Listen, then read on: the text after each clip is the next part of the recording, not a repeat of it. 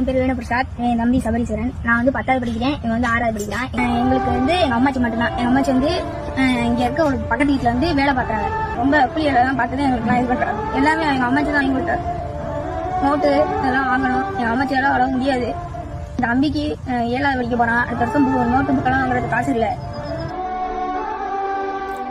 பேராவூரணி அருகே தாய் தந்தை இல்லாத சூழ்நிலையில் பாட்டியின் அரவணைப்பில் வாழும் வேணுபிரசாத், சபரீஸ்வரன் ஆகிய குழந்தைகளின் அழுகுரலை கேட்டு உதவிகரம் நீட்ட விடுவு காலம் முடிவு செய்தது.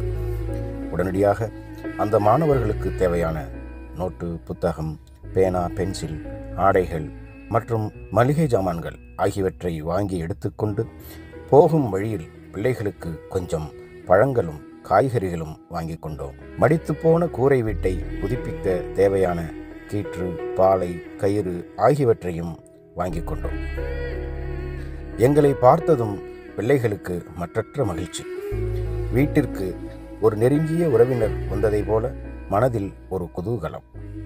எல்லா பொருள்களையும் அவர்களிடம் கொடுத்துவிட்டு விடுவுகாலம் ஃபவுண்டேஷன் நிறுவனர் செந்தமிழ் செல்வன் அவர்களுடன் தொலைபேசியில் உரையாட வைத்துவிட்டு அவர்களுக்கு விடை கொடுத்து அங்கிருந்து கிளம்பினோம். எளிய மக்களோடு இணைந்து இருப்போம். ஏழைகளின் சிரிப்பில் இறைவனை காண்போம். நன்றி.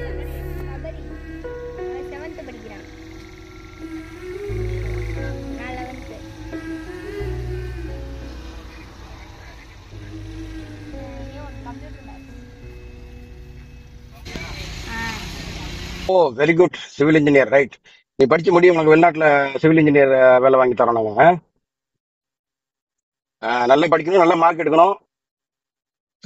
காலேஜ்ல வந்து ஃப்ரீயா சீட்டு கிடைக்கிற மாதிரி படிக்கணும். நம்ம வந்து நம்மள்ட்ட தான் இப்ப காசு இல்ல, பணத்துக்கு பற்றாக்குறையா இருக்குல்ல. அதனால நல்ல மார்க் எடுத்தா ஃப்ரீயா சீட்டு கிடைச்சிடும். நீ வந்து எந்த கஷ்டமும் இல்லாம படிக்கலாம். படிச்சு முடிச்ச உடனே ஒரு வருஷம் 2 வருஷம் அங்க ஊர்ல வேலை பார்த்தீங்கன்னா ஒரு அனுபவத்தோட வெளிநாடு வந்தா நிறைய சம்பாதிக்கலாம். நிறைய சம்பாதிச்சீங்கன்னா உங்க கஷ்டம் எல்லாம் போயிடும். நீ அழுத இல்ல, எங்க அம்மா எங்க பாட்டி தான் பாத்துக்கிறாங்க, எங்க அப்பா அம்மா இல்லைன்னு சொல்லி அழுத பத்தியா, அந்த கஷ்டம்லாம் வந்து உனக்கு இருக்காது. நானும் வெளியில சைட்ல தான் இருக்கிறேன், வெளிநாட்டுல தான் வேலை பார்க்கறேன். வெயில், பயங்கரமான வெயில். இங்க கஷ்டமா தான் இருக்கும், ஆனா வந்து சம்பாதிக்கலாம். கஷ்டப்பட்டா தானே நிறைய சம்பளம் கிடைக்கும் இல்லையா? உன்னுடைய கஷ்டத்தை வந்து நாங்க தாங்கிக்கிறோம், ஓகேவா? அதுக்கு பதிலா வந்து நீங்க 2 பேரும் நல்லா படிக்கணும். படிச்சா மட்டும் போதும். உங்க பாட்டி கிட்ட சொல்லி எந்த கஷ்டமா இருந்தாலும் உடனே அங்க நம்ம இப்ப வைத்தியநாதன் சார் வந்திருக்காங்கல்ல, அவங்கள்ட்ட சொல்லலாம். இல்லை என் நம்பர் வாங்கி எதா இருந்தாலும் உடனே எனக்கு ஃபோன் பண்ணா நம்ம விடுகாலம் ஃபவுண்டேஷன்ல இருந்து வந்து உனக்கு வந்து ஹெல்ப் பண்ணுவாங்க. வேற வந்து படிப்பு சம்பந்தமா எந்த உதவி தேவைப்பட்டாலும் நீங்க உடனே எங்களை வந்து நீங்க தொடர்பு கொள்ளுங்க. உங்களுக்கு தேவையான எல்லா உதவியும் வந்து படிப்புக்காக நாங்க செய்யறோம். பசங்களை வந்து படிக்க மட்டும் வச்சிருங்க. இல்ல ஒன்னும் கவலைப்படாதீங்க. இனிமே வந்து உங்களோட படிப்பு கஷ்டம் தீர்ந்துருச்சுன்னு நினைச்சீங்க. அந்த பசங்க வந்து காலேஜ் படிச்சு முடிக்கிற வரைக்கும் விடுகாலம் ஃபவுண்டேஷன் சார்பா நாங்க வந்து ஏத்துக்கிறோம். நீங்க கவலைப்படாதீங்க. உங்க வாழ்க்கையில வந்து இனிமே வந்து கஷ்டம் எதுவும் வராது. ஏன்னா விடுகாலம் ஃபவுண்டேஷன் வந்து உங்களுக்கு செய்யுது அப்படின்னா அது வந்து எங்கேயும் வந்து பணத்தை வந்து சேர்த்தெல்லாம் வச்சுக்கல. இப்ப நான் பாருங்க, 55 டிகிரி வெயில், உச்சி வெயில். இங்க இருந்து நின்றுதான் வந்து வெளியில நின்னா ரொம்ப ஒரு 1/2 மணி நேரம் நின்னா வேர்த்து ஊத்திடும். ஒரு 5 நிமிஷம் நின்னா அவ்வளவு வேர்வை வந்துடும். நான் வந்து கார்ல உட்காந்து பேசுறேன்.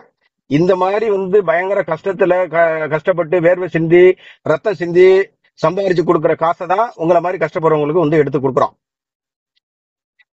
அப்ப அதை வந்து உணர்ந்து நீங்களும் உங்க பேர பிள்ளைங்களும் அதுக்கு பொறுப்பா இருக்கணும்.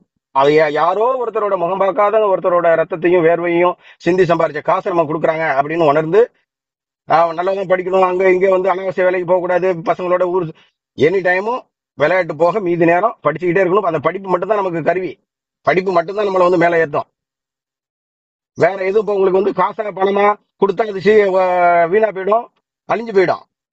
எது கொடுத்தாலும் கல்வி மட்டும்தான் வந்து நம்மளை வந்து காப்பாற்றும், நமக்கு கை கொடுக்கும், நம்மளை முன்னேற்றும்.